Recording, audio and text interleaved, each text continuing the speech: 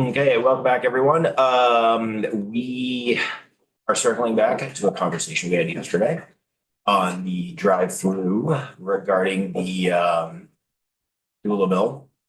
And where we just kind of left things off was, we heard from Secretary of State, we heard from someone from the profession, and we do not have possession of the bill, so we were just asked to take a straw poll on supporting the language that was presented to us. So, we let everybody kind of sleep on it, but we do want to take a position today, unless anyone has trepidation or hesitation. So I just want to open it up to the table to see if there were any thoughts on the words.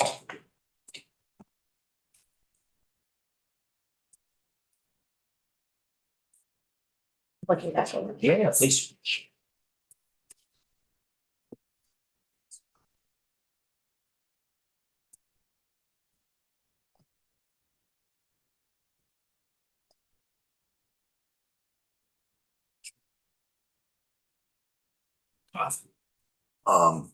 Actually, I have a question for you, Oh, sure. being the doula, and this is awesome. One of the things that I was just curious about, and just your opinion on it, okay? And I understand for getting, doing this so we can get Medicaid coverage and make it easier for. Do you, as a doula, have any concerns about other doulas being able to, that these fees affect them? The fees for registration. Fees for registration and certification, is that? What is your thoughts on those fees? Sarah Teal, Association. Would you like to just Yeah. join us at the table? Sure. Make it a little. I'm always hesitant about adding fees, and Yes, so yes. that's it. Valid.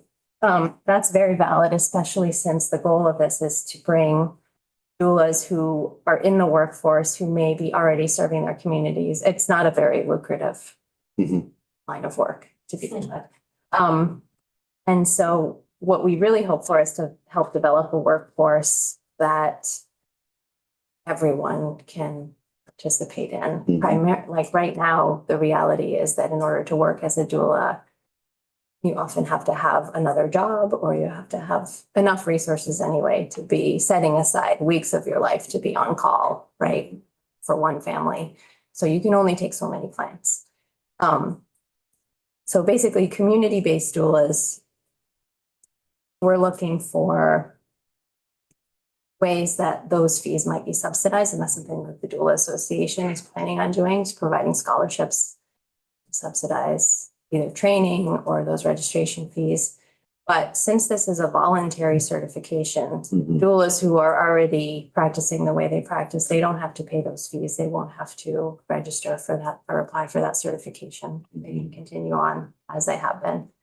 And theoretically, if doulas are going to be able to get reimbursed by Medicaid, hopefully that reimbursement level is at a level, and what DIVA has worked up is fair. Okay. It's a good reimbursement rate to start. And so theoretically, those registrations are the cost of doing business in order to be reimbursed by Medicaid. So it's a Which fair investment for it's the. a fair for the doula. investment. Theoretically, the Medicaid reimbursement would make being a doula more sustainable, Even with those fees. even with those fees. Yeah. And for folks for who those fees were cumbersome, the Doula Association hopes to offer scholarships so that it can cover the cost of that. Okay. That was my concern, Yeah. It's a thinking over good, it last night it's a was, good are concern. those fees gonna be burdensome to Yeah. get people to do that? yeah. Yeah. And really not every doula is going to want to participate in Medicaid. Mhm. That's just the reality. I think there will be organizations like there is a program at Washington County Mental Health right now that you may have heard about last year. Other committees have heard a lot about it. It runs under the umbrella of Washington County Mental Health, serves people on Medicaid. And through a series of grants, was able to expand to serve basically any family in Washington County who wanted a doula for a time was able to, try to access one through this program. The demand was higher than the number of doulas, Okay. as you might imagine. But doulas were paid by this grant and it was free to the families. So I would imagine that if the ability to bill Medicaid becomes reality, agencies such as that and other organizations will start to try to create programs similar, Mhm. pilots and other programs. And so with the billing apparatus built in, right, it's the Medicaid billing is cumbersome for an individual doula, I right? can imagine. So different models will show up, will start to evolve. Okay. See how that really looks, but I think theoretically, a place that hires doulas and creates a program like that could also cover those registration fees. If they have doulas who are sort of on their payroll, that makes sense. Yep. No, that was my concern. Always worried when I see new fees and Yeah. Yeah, how it's gonna affect the individuals. All yeah, thank you. It's a great question. right.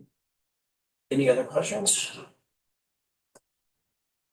Comments? It seems pretty straightforward to me. I think if there's support from the Secretary of State's office and their support from the Doulas Association, it's going to improve how much money they get and possibly expand the workforce. I don't see what the downside would be. Rebecca? I like that it's voluntary and Yes. that it's quite narrow, that it's narrowed down to the only doulas who wish to receive Medicaid reimbursement. That's very helpful, I think.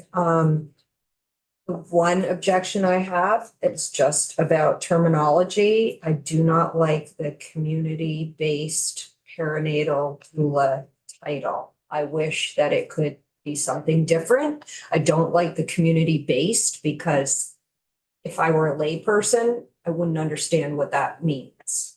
So I wish there was different terminology, but I understand it's been developed by somebody else, so I have no objection to the bill. I can add probably somewhat of an explanation as to how that came to be in the first place. Is it from the Washington County Mental Health? It's group? not, No. they're sort of a, as, Jeff spoke yesterday, it's sort of community doula. That has no official definition. It has all been used. But in the process of working out that this was going to be certified or regulated by OPR. And it becoming apparent that there were only three possibilities: there's licensure, certification, registration. Doulas realized many doulas are trained and certified. They're certified by organizations numbering. I mean, there are probably 10 big ones that people are most familiar with, and then they're across the country, there are over 100. So you can say I'm certified doula, certified by whatever the entity is, right? Mhm. And we wanted to make sure that doulas who are, say, certified by DONA or CAPA already don't lose the ability to say they're a certified doula. Is that problematic? And so OPR was telling us that basically, if you're certified by OPR, you have to, nobody else would be able to say they were certified. Mm. So we had to create an entirely different title, right? Just a name that could be very specific, so that other people to say I'm certified doula. So we came up with community-based because it implies, actually the language in the bill is a bit, I would say a bit incomplete. Because a community-based doula not only, it may imply working with marginalized communities, but it doesn't necessarily have to. What it basically says there's a longer term relationship, usually a more intense level of support, that you yourself as a doula are a member of the same So it often means, historically marginalized. It doesn't have to. And it more refers to the level of support, I would say. Than the specific. I'm maybe not answering your question. No, you answered my question where it came from. It just doesn't help in It's my not the right. opinion. Yeah, it's just not something that the average person is gonna be like, oh, I need to seek out a community-based perinatal doula service. Right, they'll say, I just want to. Yeah, and Yeah. whether they understand that the only ones that accept Medicaid would be a community-based one. That is my concern unless they are working closely with a provider who steers them in the right direction. So, I just don't think it's terminology that's, well-known It's not throughout the lay accessible. community. It's my understanding that any doula can still advertise as a doula. So even with that certification, it's still say doula. I agree with you. And the perinatal part is there to differentiate life doula, to cover prenatal, postpartum, all inclusively, so it's like.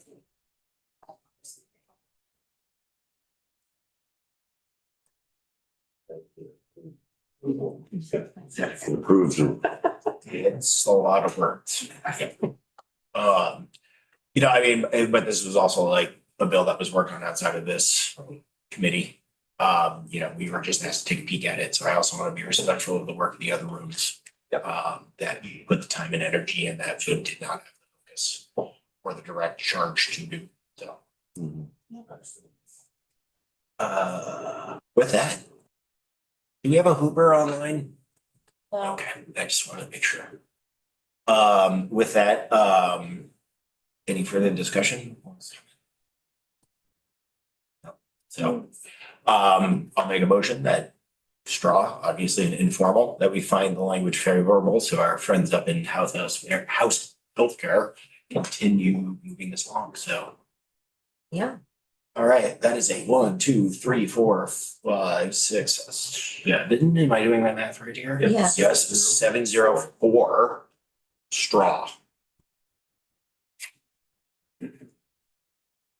Okay, just before 11, we are all still chasing bills. I was gonna go check in on the cannabis bill downstairs right now. And folks have a couple of other projects to work on. So we will break now until we reconvene after 4. Tucker did share some language revisions on the open meeting law that we had been honing in with him for us to review. So utilize this study hall time between now and lunch to take a peek at that and handle the other projects that you are tasked